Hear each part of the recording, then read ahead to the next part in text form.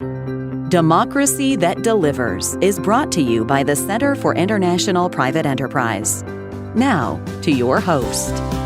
Hello, everyone, and thanks for joining. I'm Jenny Anderson, Senior Program Officer with the Asia team. Today's podcast is a part of a CIPE series looking at what's at stake for democracy in the run-up to the Philippines elections on May 9th. Today's topic is how social media is affecting and shaping election discourse. I'm joined by my co-host today, Ryan Evangelista, who is the director for CIPE's Asia and the Pacific Regional Office based in Manila. Hi, Ryan. Thanks for joining. Hi, Jenny. Good day to everyone and good day to you. And we're joined by a very special guest today, Coco Alcuaz, the executive director of the Makati Business Club, known as MBC, one of the largest business associations in the Philippines. And before joining MBC, Coco was a business and economics reporter, first with Bloomberg, and later he was the anchor of a popular television show on the channel ABS-CBN, which has since been shut down by President Duterte. Thank you, Coco, for joining us today. Jenny, Ryan, thank you very much. Very happy to be here. I'll kick things off and start with the first question, and then I'll hand it over to Ryan for follow-up. Just for our listeners' edification, Coco, could you provide an overview of MBC? Like, what is MBC's mission? And maybe for our listeners who are new to business associations, why is a business association interested in good governance and strengthening democracy? Thanks very much, Jenny. MBC is 40 years old, and we've always had two missions. The wording has changed over the decades, but we have always stood for a globally competitive, job-creating economy on the one hand. And the rarer part that you would hear probably from a business association, as you said, is we also promote a democratic society. We always believe these two go together. We believe that a democratic society is the best environment where people can be innovative, creative, work hard because it's a level playing field, and produce the jobs that is job number one for all of us. And we believe when you have a society that has people with more and better jobs, we believe that's the number one thing. That is, those people, those citizens are more likely to support democratic society, and then it goes back in a circle. And it's the best environment for the globally competitive job-creating economy that we try to promote. Excellent. Thank you, Coco. Ryan, I was wondering if you wanted to jump in. Thank you, Jenny. And thanks again, Coco, for your time. It's really our pleasure to have you in our podcast today. Coco, our elections is coming up very soon, less than a month ago. And being in the forefront of the discourse at the moment with the elections, and I know MBC is doing so much as well, doing your advocacy on promoting and supporting transparent government. What are the current trends that you're seeing on the ground, and what do you think is the role of social media and how social media affects the current discourse? I think we all know probably too well that social media has taken over a large chunk of our life and society. It's certainly taken over a large part of this campaign and of politics. So that's the battlefield. And of course, both sides are warring on that battlefield. But it's important to point out, I think, that the Marcos and Duterte side, on their own initially, but now they're united because Ferdinand Marcos Jr. is running with Sara Duterte, who is the daughter of the incumbent president. On their own originally, before they got together, they've invested a lot of time and money in media, and particularly in social media. Through the years, they've embedded their message. It's deeply rooted by now, and they've honed their skills, their expertise at this. And the other side that's battling them now, led by Vice President Robredo, only late last year began to organize and begin to ramp up its operations. They've had some success, and as we know, social media, despite what everyone will tell you or many people will tell you about social media trends and the like, is not the election. Just like the only survey that counts is the survey on election day. So we'll see on that day, May 9, if these efforts, how successful these efforts have been, if the Marcos Duterte side wins, how overwhelming it was, and if the Robredo side wins, how successful they were in the short period they've had to do this. Thank you so much, Coco. It's a very great observation. One of the things that we've seen happening over the years, as you mentioned, is the growth of the campaign and social media, more so now because of the pandemic. And recently I read some surveys and published reports that disinformation is something that's seen globally, but also in the country as well, in an alarming trend. Could you talk to us about NBC's view on disinformation? How big do you think this problem is? But from the standpoint of the business community, what are the issues that are interconnected with disinformation? I hope it's not NBC's view. I hope it's the view of most people that disinformation is a problem. And I always start by linking it with the kind of society you want. And a lot of people will say, we're okay with an authoritarian society. And I'm not sure they understand what they're saying. And when I talk to some people of that persuasion, what I'll try to say is that, there's really two kinds of society. Whether you're in a relationship or a family or a small community or a nation, you can have a society where you have communication, you have dialogue, you have debate, you have discovery, then you have compromise, and then you agree on something. And that may seem messy, but probably the best ideas will emerge. The best people to lead will emerge as well. And since everybody had a stake in it, once it's decided, it will be probably executed more quickly and more efficiently than otherwise. Whether this is a family going to the beach or a nation fixing one of its systems, like the education system or the health system. The other society you have is where one man, and Jenny and Ryan, we always know it's usually a man, dictates everything, decides everything, and that may look more efficient, but probably the best ideas will be tamped down. The best people may not rise to the top.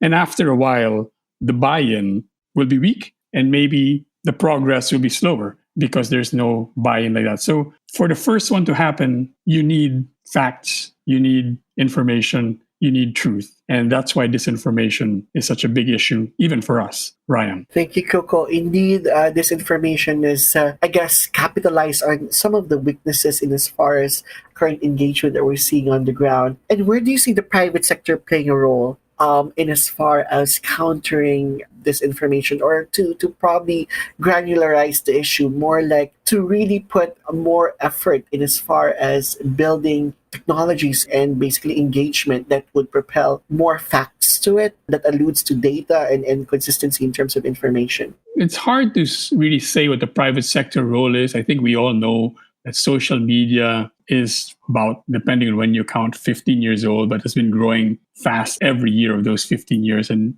no faster than the last few. So to try to figure out what our roles are is a bit difficult. I'd say for sure, if local lawmakers or the government allow legislation to regulate the industry, the social media industry, come to the floor, then the business sector, along with other members of civil society, should take an active part in that. As well, we know the players, they're here as well. If the business sector can play a role in talking to the media players, both traditional media and social media, in order to regulate themselves, in effect, that would be good as well. However, there's also, I think, a direct role that business can play. And that, as you know, Ryan, is where NBC is trying what I like to call startups. Like I said, we don't know how this is all going to work out. So we're involved in 2 or 3 or maybe 4 of these initiatives or startups in what I would call the democracy/information/media space. And we're trying them out with different partners, and we'll see what takes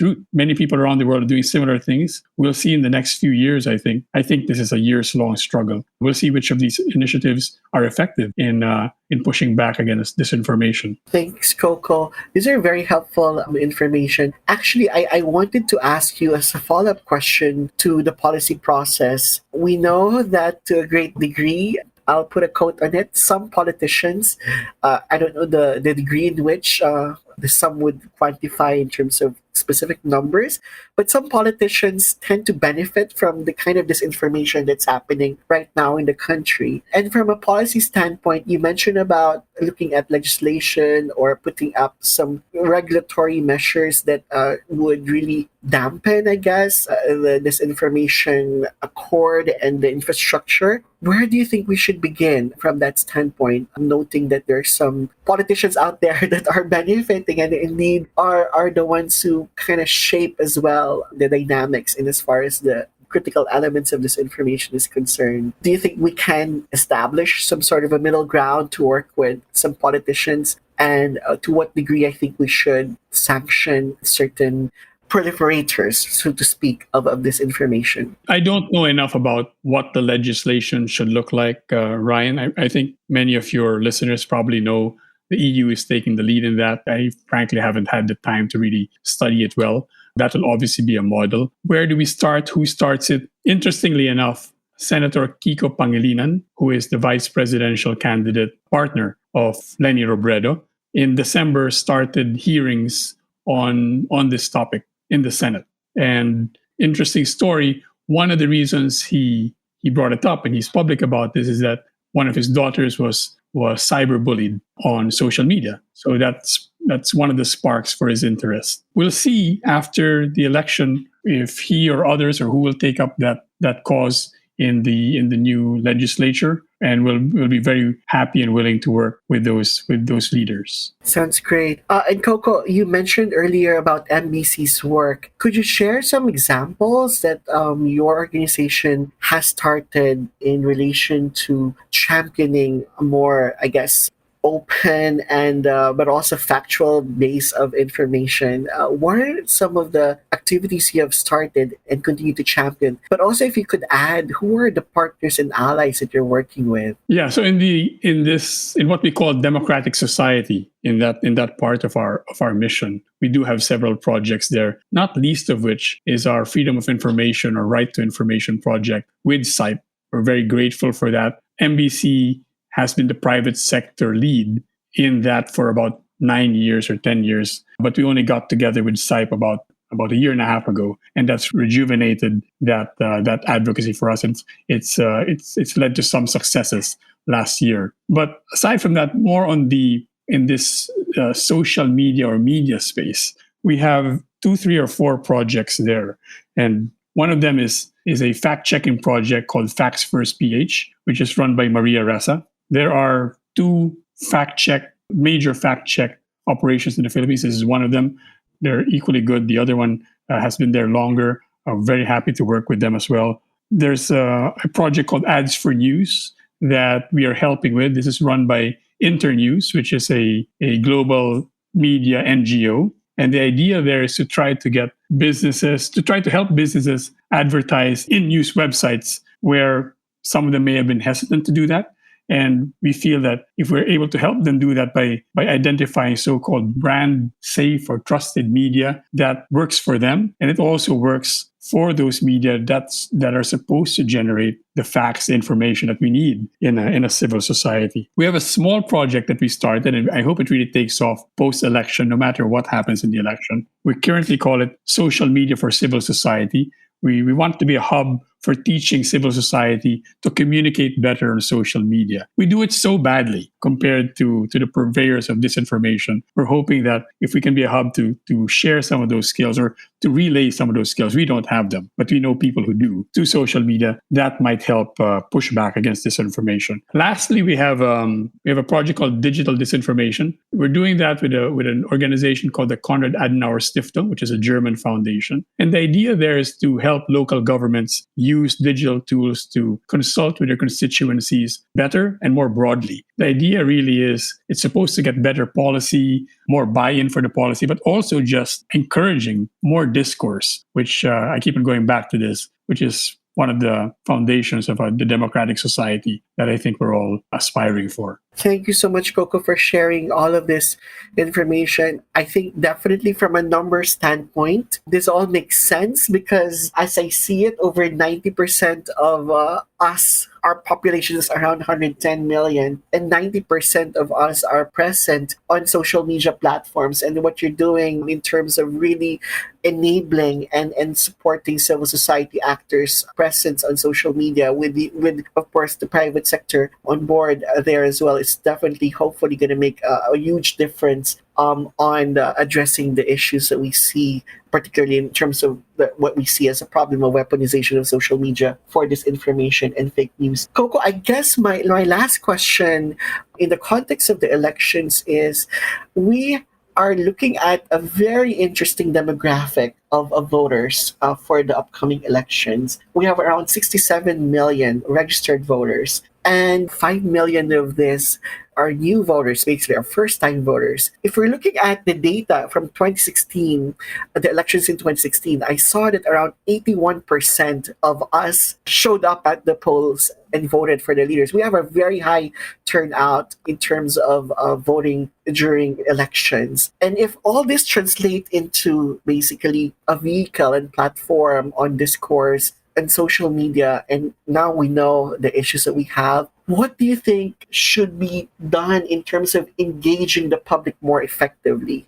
One is on media literacy, and the other one, which is connected to that, is really countering disinformation and fake news and becoming more responsible agents of democratic engagement in the country. This is a bit of a chicken and egg situation, Ryan, because if we want to engage with the population, a lot of it has to happen in social media, and I think we're not very good at that so far. So we got to get better at that, and then that should help us engage them better and better. I think it's a lot of education, Ryan, not just in terms of being able to sense or spot or tell what is false news or what is at least suspicious news, but also teaching them, what you're supposed to do from there. How are you supposed to confirm that is disinformation or truth? The problem, of course, is that not many people are interested or even aware that such a problem exists.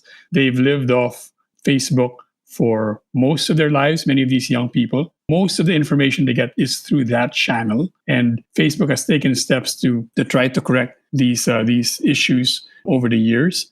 But because they are not exposed to other media, they don't know the difference. So the starting point is way back. You've got to really orient these people, show these people what I would say a normal information and media landscape should look like. That's going to be a very tall order. I don't know who has the formula for that. We're very happy to try to help find it. Thank you so much, Coco. Indeed, we still need to discover the right formula, but everything that you're doing from the organizational standpoint that MBC has invested in terms of resources, critical infrastructure, and knowledge resources are definitely helpful. And the way forward, I guess, as you mentioned, is really to strengthen the education and awareness, not just among the youth, but among all of us in as far as the discourse and the dynamism of really shaping our democracy through engagement and providing the space for civil society to operate more effectively. I was wondering, just in the few minutes that we have left, for our listeners who aren't so aware of what's happening in the Philippines and really what is at stake, I think in the Philippines is located in an area of the world in Southeast Asia where many people see sort of the systems competition between authoritarianism and democracy. And going back to our original sort of question, what's at stake for democracy? For listeners who aren't so aware of what's going on, why should we be paying attention to the digital space and social media? Like, how is this impacting election discourse as we look towards the May 9th elections? Like, how has it sort of shaped opinion, shaped maybe how voters are seeing the candidates? Is there something you could share for our listeners who may not be so well acquainted with the Philippines and, the political actors involved? I'll just go back to something I said a while ago, which is that a huge part of our population gets most of their information through one source, happens to be Facebook. That's not Facebook's fault. Let me be clear about that. That's their success. But partly because of that, they don't understand what a normal media information landscape should look like, and they don't have access to other information. So whoever has the means, the expertise, and the money to push messages via that channel has a huge lead over anyone else who doesn't have the same resources. That's how I think Ferdinand Marcos got to the strong position he's in, and why Mrs. Robredo is so behind there. One thing that your listeners may not be aware of is that the Robredo camp and many observers say that during the 6 years that she was vice president under President Duterte, there was a lot of social media onslaught on her, which painted a very different picture of her than most people would know. So that's the reality that many people see. And to change that reality is a lot of effort. And like I said, we're very happy to try to help find the formula to that. Before we go, I want to add, Ryan, you're very kind to talk about what MBC does. I don't want to overstate what we do, or much less what we've accomplished. I think we're all at the early stages of this, and we're trying our best. We're trying different things. Other people are doing the same way. We have great partners, both organizations and local civil society. Very happy and very proud to work with them. We look forward to working with them. Hopefully not very long, but I suspect this is going to be a long battle. Maybe it's just one last question in the few minutes we have left. Ending this recording on a brighter note. I mean, elections are always a time of change.